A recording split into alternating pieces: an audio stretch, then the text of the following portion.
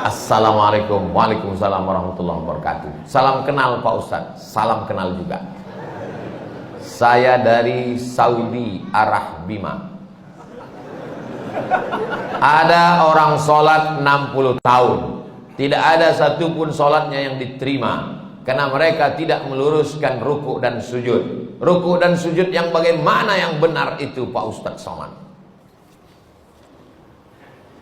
Irji ila salatika fa innaka lam tusalli. Ulangi salatmu karena salatmu tidak sah. Sahabat itu pun mengulangi salatnya. Irji ila salatika fa innaka lam tusalli. Ulangi salatmu karena salatmu tidak sah. Sahabat itu pun mengulangi salatnya.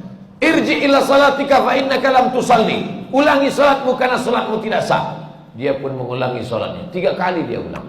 Akhirnya setelah dia ulang 3 kali, gimana yang benar itu ya Rasulullah? Kata Nabi, hatta tatma'inna raki'an. Kalau kau rukuknya tumakninah. Makna tumakninah 2. Yang pertama, ada tempo tenggat waktunya. Seminim-minimnya rukuk 1 kali tasbih. Subhana rabbiyal azimi wa bihamdih. Walaupun 1, tapi dibaca itu ada tumakninahnya. Subhana rabbiyal azimi wa bihamdih. Kenapa orang sholat nggak ada tumakninahnya? Seperti pohon bambu di tepi sungai ditiup angin. Karena nggak dibaca di mulut. Allah Akbar, Allah Akbar, Allah Akbar, Allah Akbar, Allah Akbar, Allah Akbar. Pas ditanya, kenapa kau sholat cepat betul? Maaf, nama saya Valentino Rossi, pembalap, pemuda berbadan gelap. Yang kedua, kenapa tidak ada tumakninah? Tidak benar rukuknya. Kalau diletakkan bejana di atas, tidak tumpah airnya. Diagak-agak demikian. Jangan terlalu tunduk ke bawah seperti kambing lapar dapat rumput. Jangan mendongak ke atas seperti kuda jantan melihat kuda betina, apalagi kuda liar. Maka dia harus diagak-agak, dikira-kira. Jadi makna tumakninah 2, gerakannya dan waktunya.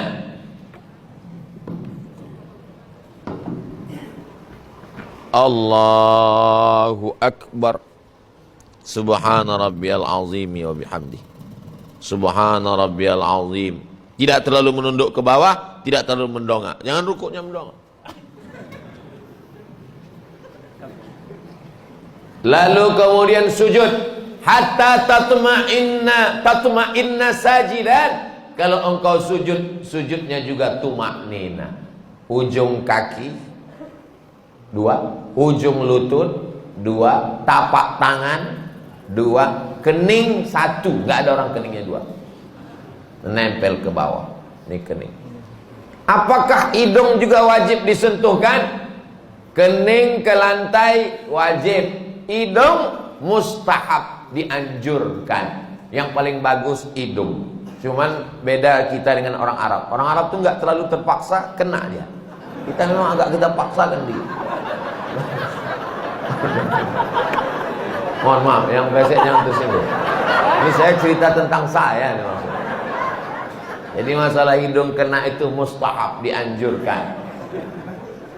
Bagaimana kalau orang pakai peci sampai keningnya tertutup? Ada orang pakai peci gitu. Makanya sebagian orang kadang kalau mau sholat dinaikkannya ke atas. Supaya menempel ke bawah. Afdalnya demikian. Bagaimana kalau ada orang keningnya tertutup? Maka sesungguhnya kain pada bagian tubuh yang menutupi tidak membatalkan sholat. Mana dalilnya? Karena ada seorang sahabat Nabi sedang sholat, dia ambil ujung jubahnya, dia tutupkan ke atas pasir, karena dia tidak mau keningnya menempel ke pasir karena panas, terik, nggak ada sajadah. Sholat dia, pas mau sujud, ujung jubahnya dia sujud di atas. Itu dalil boleh menempelkan ke kain yang menempel ke badan. Tapi kurang afdal. Yang afdal adalah menyentuh. Begitu yang diajarkan Nabi. Kenapa orang bisa tasbihnya itu cepat sekali? Karena tidak diucapkan di mulut. Kalau diucapkan di mulut pasti pelan. Subhana rabbiyal a'la wa bihamdi. Subhana rabbiyal a'la. Subhanakallahumma wa bihamdika. Tasbih kita pelan itu karena diucapkan. Subhanallah, subhanallah, subhanallah, subhanallah. Jadi kalau ada bapak ibu lihat ada orang cepat sekali, itu kan enggak diucapkan.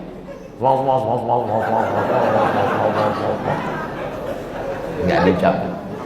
Bahkan kata Syekh Ali Jum'ah, itu pakai nafas membantu lebih khusyuk diucapkan walaupun sholat zuhur dan asar.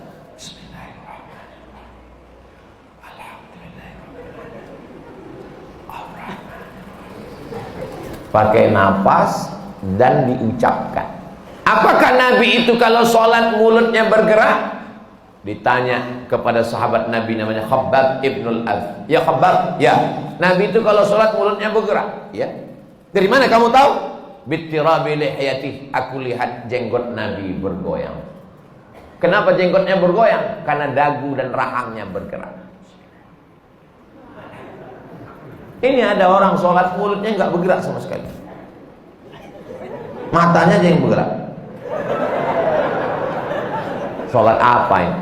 Ini pertanyaan sederhana, tapi mengkoreksi lagi sholat kita. Yang tidak benar sholatnya karena tidak membaca. Dibaca, qiraah itu artinya membaca. Sedangkan orang yang baca mulutnya nggak bergerak itu namanya mutalaah. Itu beda dalam bahasa Arab. Kalau bergerak membaca, makanya qiraatul Fatihah membaca. Bismillahirrahmanirrahim. At-tahiyatul mubarakatus shalawatut thayyibat. Assalamu alayka ayyuhan nabiy wa rahmatullahi wa barakatuh. Wassalamu alayna wa ala ibadillahi sholihin. Asyhadu an la ilaha illallah wa asyhadu anna Muhammadar Rasulullah. Allahumma shalli ala sayyidina Muhammad wa ala ali sayyidina Muhammad.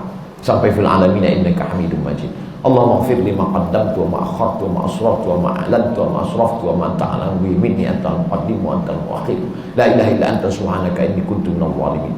Allahumma inni a'udzubika min 'adzabi jahannam wa min 'adzabil qabri wa min fitnatil mahya wal mamat wa min syarri fitnatil masiihid dajjal. Allahumma a'inni 'ala dzikrika wa syukrika wa husni ibadati. Assalamualaikum warahmatullahi. Assalamualaikum warahmatullahi. Tumanina. Kalau tidak ada tumanina, kata Nabi, ulangi sholatmu karena sholatmu tidak sah. Mari kita jaga sholat kita lagi insyaallah. Jangan menjadi pencuri sholat. Bagaimana pencuri sholat? Karena tidak lengkap rukunnya, syarat-syaratnya menurut pandangan ulama fikih. Ada orang sekarang ketika ditanya, kamu sholatnya kok cepat sekali, nggak lengkap. Yang penting hati kita. Ini orang tidak belajar fikih, nggak ngaji. Dan orang seperti ini tidak ada di Bima. Dulu pernah ada tapi sudah meninggal.